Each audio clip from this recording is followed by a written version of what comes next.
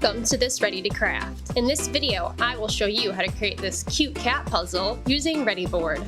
To begin, I've already printed off my template and cut down my piece of Readi-Board. I like to make my piece a little bit larger than my printed sheet of paper. This just gives me a little wiggle room while I'm placing the template down. I have another piece of scrap foam board here as well. This will help me smooth down the piece of paper later. If you are planning on coloring the page instead of painting it, I recommend you do that before you place it on the foam board. I am going to use spray adhesive to attach my template to my piece of Readi-Board. This should be done in a well-ventilated area, so unfortunately, it'll have to be done off camera.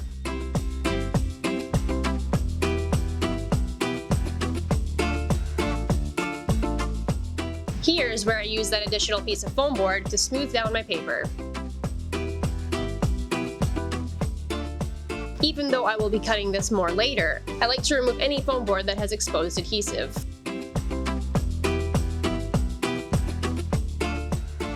Now, with a fresh blade and my hobby knife, I can begin cutting.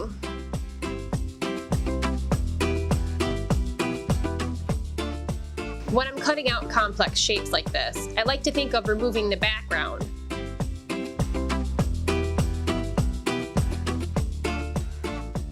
Notice that I remove multiple small pieces instead of trying to make one cut.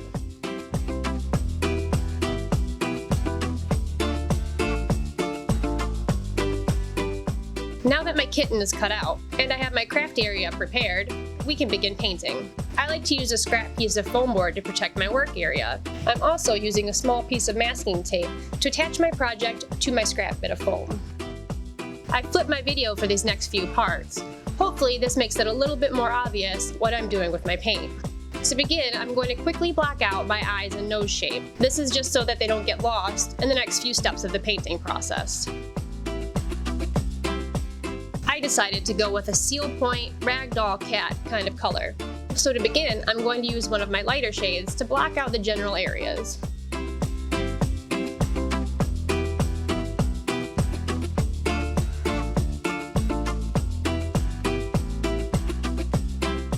I'm also going to paint my white in. It might be hard to see on camera, but my white paint is actually a little bit warmer than the paper color.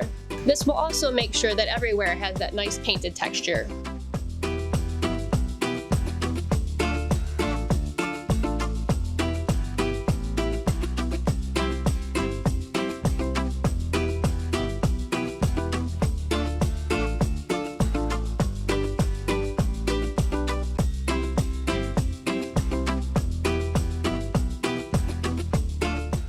After I have my light areas blocked out, I'm going to go in with a slightly darker color.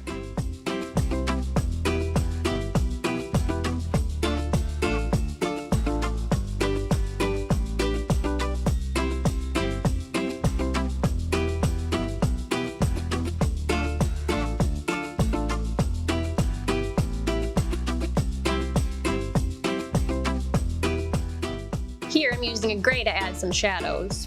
Don't worry if it appears a little dark at first. We can always lighten it up with a bit of the white.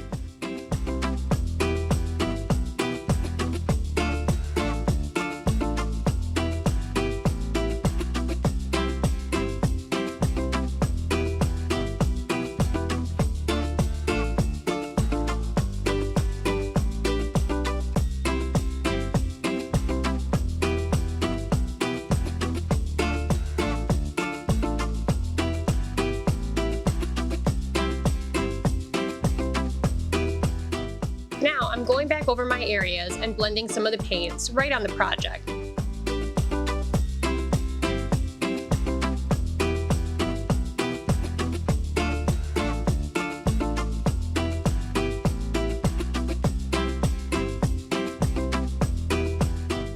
For the majority of the project, I use two sizes of the same round brush.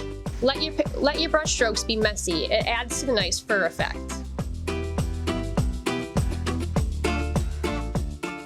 You can see I'm gradually working darker as I go.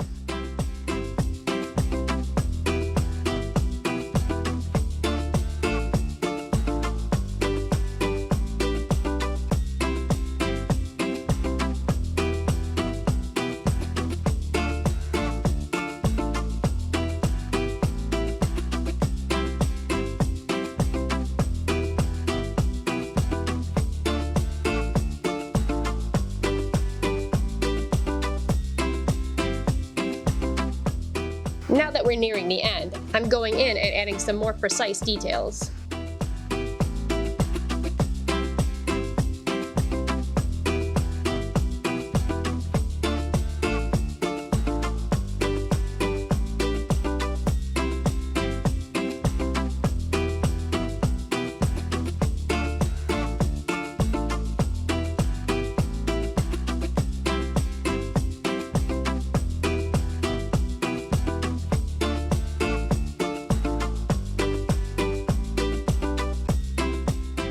And last but not least, I'm going to add some dimension to the eyes and nose.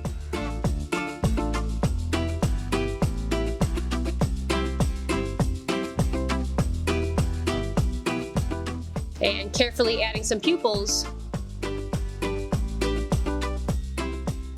And my personal favorite part of any animal painting, I'm going to use some white paint and the end of my paintbrush to add some highlights to the eyes. This really brings your painting to life. Make sure you allow all your paint to dry completely before moving on.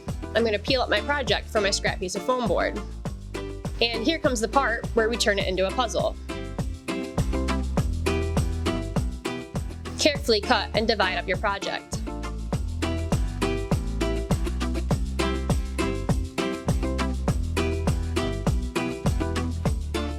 You may need to cut from the back as you're working.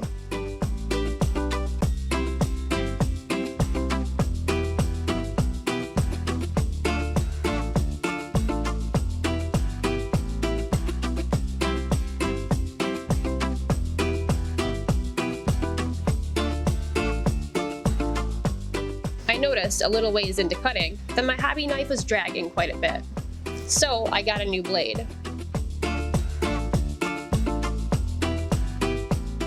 This made things go quite a bit more smoothly.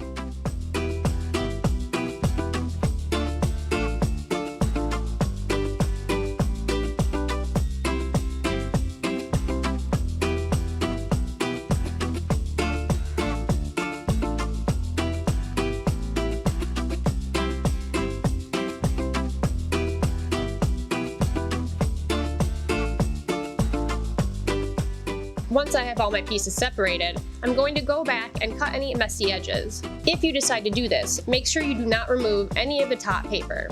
This is where all your hard work and painting went on. You're only worrying about the bottom paper and a little bit of the foam. Once those pieces are perfect, we're going to protect them. I'm going to be using some Mod Podge to do this. First, I'll cover the edges, and then add a light coat to the back and the front of all the pieces.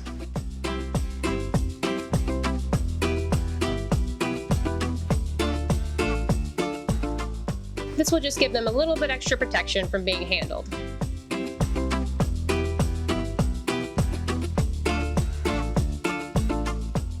Once those are all dry, your perfect puzzle is ready to play with. If you try this craft out, we'd love to see it. Our social media links can be found in the description. Don't forget to like and subscribe. If there's a foam board craft that you would like to see a ready to craft of, let us know in the comments.